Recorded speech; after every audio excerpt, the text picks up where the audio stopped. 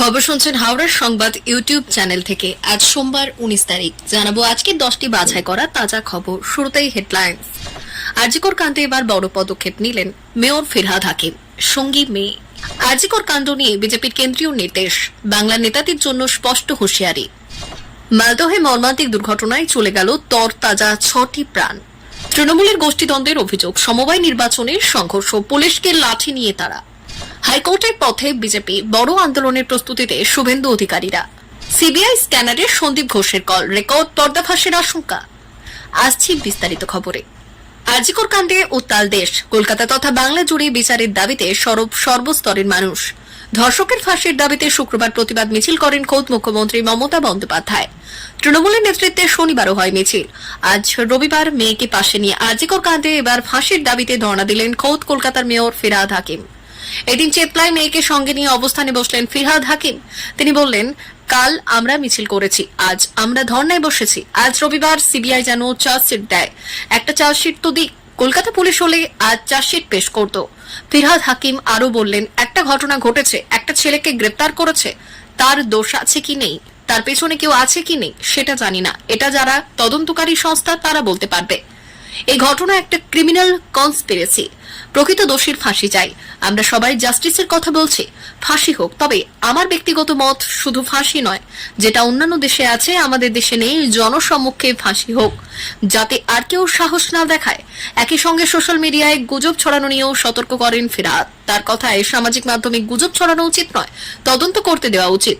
এগুলো করে তদন্ত লক্ষ্য ভ্রষ্ট হচ্ছে, মানুষকে বিভ্রান্ত করা অন্যায়, এগুলো পাপ। না জেনে গুজব ছড়ানো উচিত নয়। বিজেপির কেন্দ্রীয় নেতৃত্ব আরজিকর মেডিকেল কলেজ হাসপাতালের ঘটনায় বিশেষ গুরুত্ব দিয়ে বাংলার নেতাদের উদ্দেশ্যে স্পষ্ট নির্দেশনা দিয়েছে।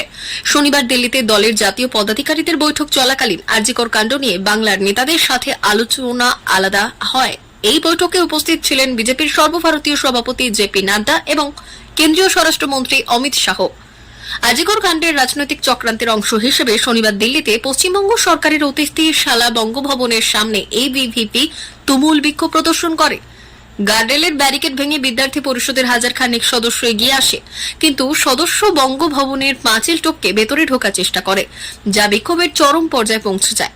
কেন্দ্রীয় নেতারা ইতিমধ্যেই রাজ্য বিজেপি সভাপতি সুকান্ত মজুমদার সহ রাজ্যের অন্যান্য শীর্ষ নেতাদের নির্দেশ দিয়েছেন যেন তারা এই ইস্যুকে সর্বাধিক গুরুত্ব দেন এবং রাজনৈতিকভাবে এগিয়ে যান। পাশাপাশি দলের অন্যান্য রাজ্য সভাপতিদের সঙ্গেও আলাদা বৈঠক করে ওই বিষয়ে সমন্বয় করার নির্দেশ দেওয়া হয়েছে। এই নির্দেশনাগুলি স্পষ্ট করে দিয়েছে যে বিজেপি আরজিকর কাণ্ডকে কেন্দ্র করে আরও রাজনৈতিক ফায়দা তুলতে মরিয়া এবং যে কোনো পরিস্থিতি মোকাবিলার জন্য প্রস্তুত। মর্মান্তিক পথ দুর্ঘটনা মালদায়, তার জেরে কেটে গেল 6টি তরতাজা প্রাণ। শনিবার রাতে এই দুর্ঘটনা ঘটেছে 34 নম্বর জাতীয় সড়কের উপর। রাত 11টার পর এই ভয়াবহ দুর্ঘটনা হয় বলে খবর। দাঁড়িয়ে থাকা একটি লরির পেছনে এসে একটি গাড়ির সজোরে ধাক্কা মারে। পুলিশ ও স্থানীয় সূত্রে খবর, ইংরেজবাজার থানার গৌরবঙ্গ স্টেশন সংলগ্ন জাতীয় সড়কে ওই পথ দুর্ঘটনাটি ঘটে। গাড়ির ভেতরে লোকজন রক্তাক্ত অবস্থায় পড়ে থাকে, গাড়ির বাইরের শরীরের অংশ ছড়িয়ে ছিটিয়ে যায়।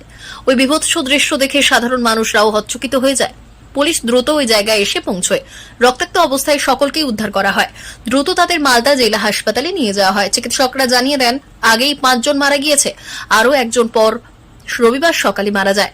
ওই গাড়িতে মোট 7 জন ছিল বলে খবর। 6 জনের মৃত্যু হয়েছে, আরেকজনের শারীরিক অবস্থা আশঙ্কাজনক। গাড়িটির সামনের দিক সম্পূর্ণ দুমড়ে মুচড়ে গিয়েছে। গাড়িটি অত্যন্ত গতিতে চালানো হচ্ছিল। প্রাথমিকভাবে এই কথা মনে করা হচ্ছে, সেই কারণেই কি গাড়িটি নিয়ন্ত্রণ হারিয়ে ফেলে, নাকি গাড়ির চালক ঘুমিয়ে পড়েছিল।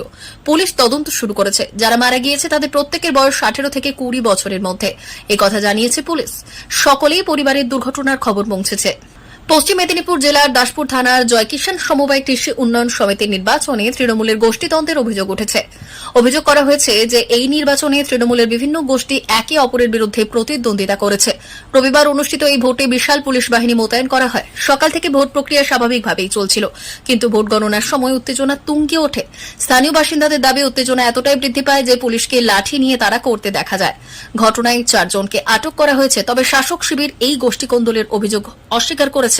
নির্বাচনী উত্তেজনার কারণে পরিস্থিতি উত্তপ্ত হয়ে ওঠে, যা পরবর্তীতে পুলিশের হস্তক্ষেপের দিকে নিয়ে যায়। কাল রাখি বন্ধন উপলক্ষে রাজ্যের বিভিন্ন স্থানে কর্মসূচি পালন করবে বিজেপির মহিলা মোর্চা, যেখানে মহিলাদের সুরক্ষা নিয়ে বার্তা দেওয়া হবে। তবে এই দিনই রাজ্য বিজেপি ধর্নায় অনুমতি চেয়ে হাইকোর্টের দ্বারস্থ হতে চলেছে। 20 থেকে 23 আগস্ট পর্যন্ত চলবে বিজেপির লাগাতার ধর্ণা, যেখানে বিভিন্ন স্তরের নেতারা অংশ নেবেন। 20 তারিখ বিরোধী দলনেতা শুভেন্দু অধিকারী সহ বিজেপি বিধায়করা থাকবেন ধর্ণায়। 21 তারিখ অংশ নেবেন দলের নেতা ও সাংসদরা। 22 তারিখ ধর্ণায় থাকবে দলের সেল ও বিভাগ এবং 23 তারিখ ধর্ণা দেবে মহিলা মোর্চা। একই দিনে স্বাস্থ্য ভবন অভিযান করারও পরিকল্পনা রয়েছে। নন্দীগ্রামের সাংবাদিকদের সামনে শুভেন্দু অধিকারী বললেন, সরকার আইন শৃঙ্খলা রক্ষা করতে ব্যর্থ হয়েছে। এবার সময় এসেছে তাদের শিকড় থেকে উপড়ে ফেলার।